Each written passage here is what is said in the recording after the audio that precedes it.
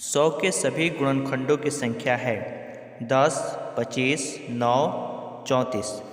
Friends, जब भी ऐसा क्वेश्चन आवे, चाहे वह संख्या निकालना हो या योगफल निकालना हो, तो सबसे पहले संख्या का गुणनखंड यानी फैक्टर करेंगे।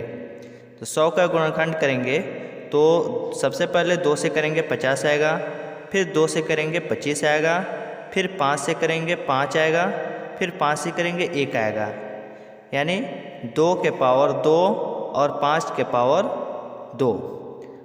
अब हमें संख्या ज्ञात करना है, तो जो भी घात होगा उसमें 1 जोड़ देंगे। जैसे 2 के पावर 2 है, घात 2 है, उसमें 1 जोड़ेंगे तो 3 हो जाएगा।